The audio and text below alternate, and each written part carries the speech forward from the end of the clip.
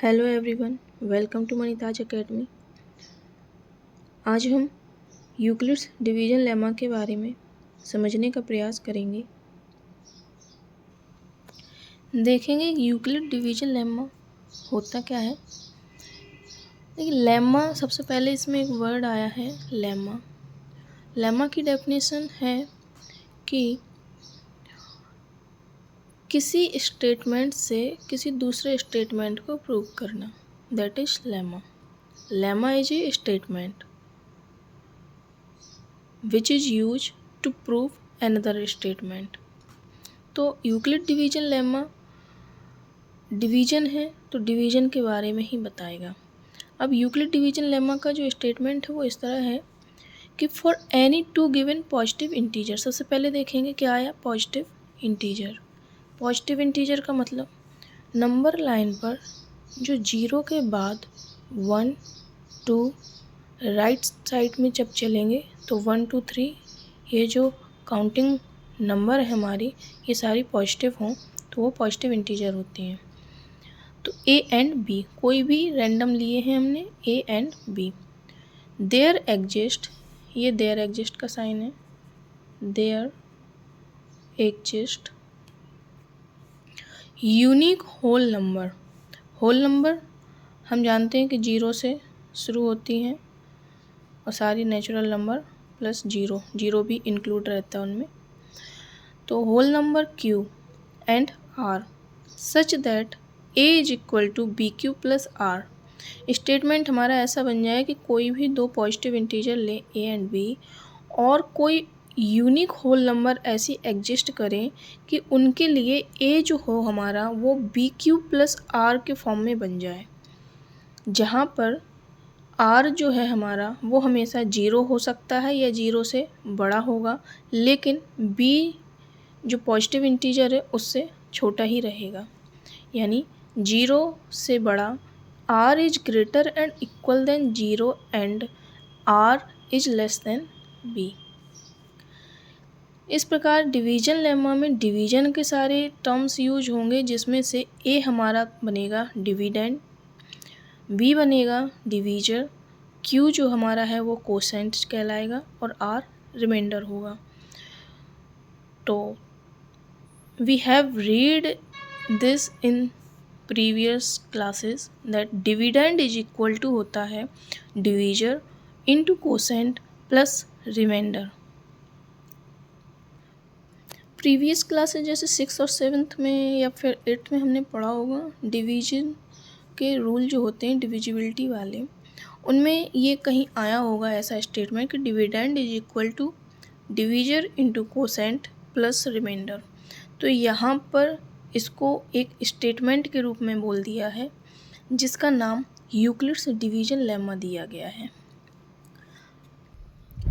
तो पेपर में केवल स्टेटमेंट पूछ सकता है और उस पर एक बेस्ड एग्जाम्पल हो सकता है कि एक एग्जाम्पल के थ्रू हमको यूक्लिड डिवीजन लेमा समझाइए। जैसे हमने पढ़ा है कि फंडामेंटल थ्योरम ऑफ अर्थमेटिक, जो कि प्राइम फैक्टराइजेशन मेथड पर बेस्ड है, कि उसमें फैक्टर करने थे।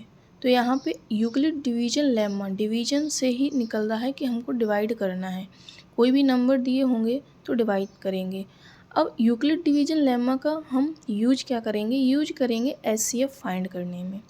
हाईएस्ट कॉमन फैक्टर हमें जब निकालना होगा तो हम उसमें फाइंड करने में इसको यूज करेंगे। और जैसे कह दिया गया है कि डिवाइड करिए 117 बाई 14 से, तो 14 बिल्कुल जो हम लोअर क्लासेस में किए हुए हैं वैसे ही हम डिवीजन करेंगे। तो 14 का डिवाइड जब हम 117 से करेंगे तो ये 8 टाइम जाएगा, जिसका 14 8 जा होता है 112। तो हम देखेंगे यहाँ पे हमारा जो रिमाइंडर बचेगा वो 7 2 5 बचेगा। 7 में से 2 निकालेंगे 5, तो ये हमारा R हो गया। ये कोसेंट है तो ये हमारा Q हो गया। इसको हम डिवीजर बोलते हैं जो लिखा रहता है, ये डिवीजर है तो ये B हो गया। और ये जो हमारी नंबर है ये हमारा डिविडेंड है, तो ये हमारा ये हो गया।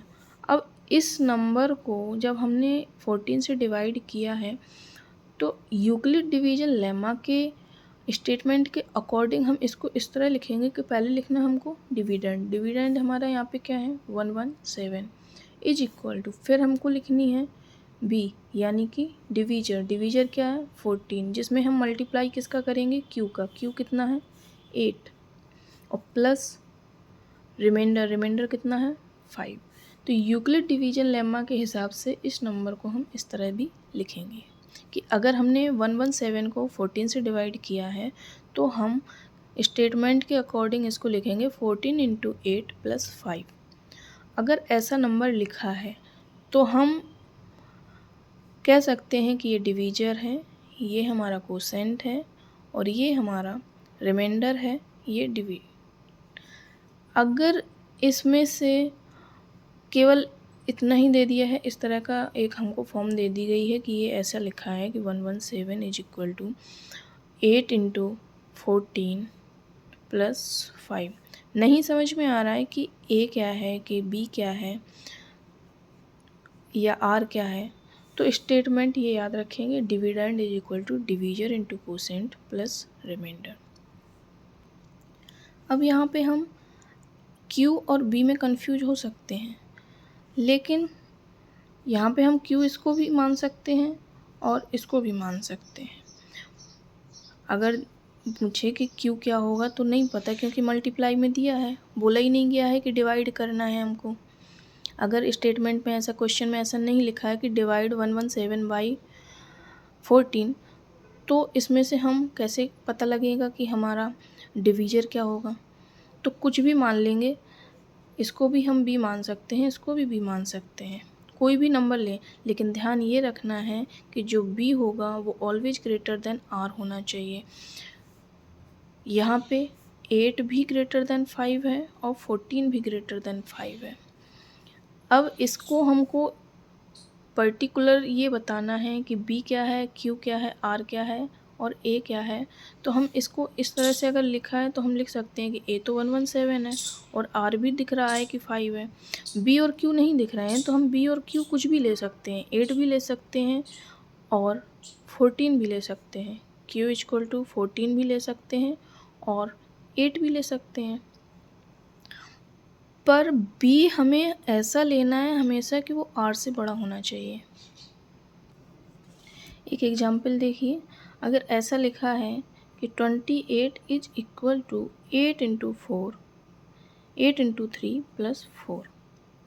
अब इसमें डिस्क्राइब करना है हमको, क्या है कि एलाबोरेट करो कि कौन सा डिविडेंड है, कौन सा डिवीजर है, कौन सा हमारा which one of them is divisor, quotient, remainder और डिविडेंड। तब हम क्या करेंगे, तो अकॉर्डिंग टू दी फार्मूला या स्टेटमेंट के हिसाब से देखेंगे कि dividend is equal to divisor quotient plus remainder होता है, तो प्लस में ये नंबर लिखी तो ये तो हमारा रिमाइंडर हो गया आर, और डिविडेंड इक्वल में होता है तो ये हमारा ए हो गया। इन दोनों में कन्फ्यूजन है कि बी किसको माने, क्यू किसको माने। अगर हम इसको भी लेते हैं, क्योंकि मल्टीप्लाई में है, पता नहीं है आगे मल्टीप्लाई में हम कम्यूटेटिव लॉ का फॉर्म फॉलो करते हैं तो ये आगे पीछे हो सकता है। अब आगे पीछे में अगर हमने ये देखा है कि b इक्वल टू हम 3 ले लें, तो हमको ये चीज़ याद रखनी है कि b is always greater than r होना चाहिए। तो यहाँ पे 3 इज ग्रेटर देन 4 है क्या, नहीं है, तो हम b क्या करेंगे, 3 नहीं ले सकते हैं, b इज इक्वल टू 3 हमारा नहीं हो सकता, तो b क्या बनेगा हमारा 8, और फिर जो बचेगा वो q बन जाएगा। इसका मतलब ये हमारा ऐसे लिखा है कि 8 का डिवाइड करेंगे 28 में तो हमारा 3 टाइम कोसेंट आएगा और 4 रिमाइंडर बचेगा। ठीक है। Second example, a number when divided by 73, मतलब डिवाइड किससे करना है 73 से। गिवन 34 एज कोसेंट, कोसेंट क्या दिया है 34 एंड 23 एज रिमाइंडर दिया है। Find the number, number find करनी है, यानी कि हमको क्या फाइंड करना है, डिवीजर भी दिया है, कोसेंट भी दिया है और रिमाइंडर भी दिया है। तो फाइंड क्या करना है, हमको फाइंड करना है डिविडेंड। तो डिविडेंड के स्टेटमेंट यूक्लिड डिवीजन लेमा के हिसाब से अगर हम लिखें तो हमारा डिविडेंड ये होना चाहिए बराबर में, इक्वल में क्या लगेगा, divisor into quotient plus reminder.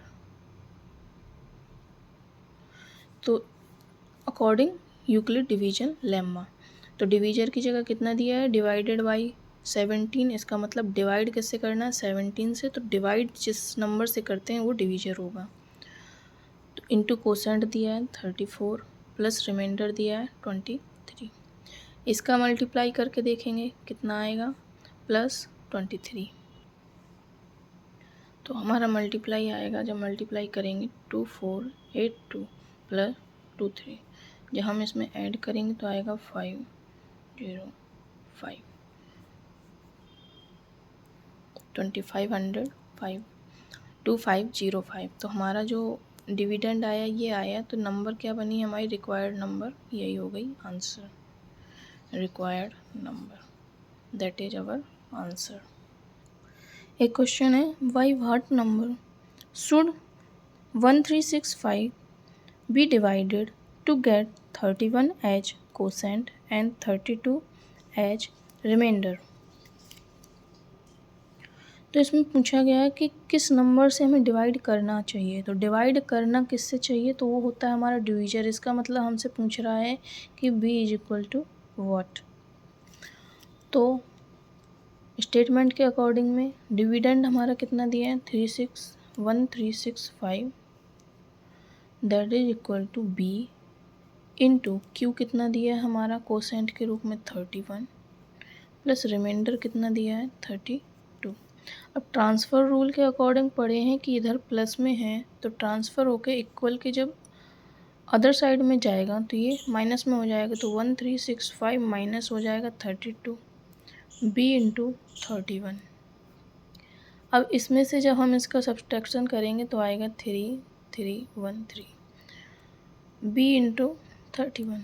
Again transfer के रूल से हमने देखा है कि अगर इक्वल के एक साइड में मल्टीप्लाई में है तो अदर साइड में ट्रांसफ़र करने पर हमारा जो ये 31 है वो डिवाइड में चला जाएगा।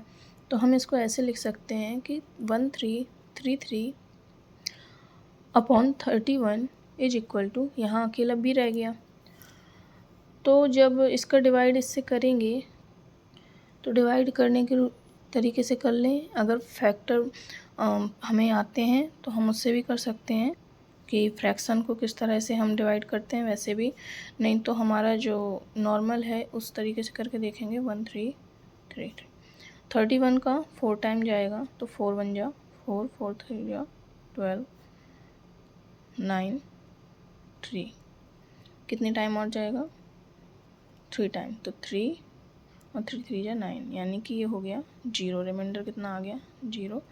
टोटल कितनी टाइम डिवाइड हुआ है 43, तो b की वैल्यू कितनी आ गई 43। That is our divisor answer.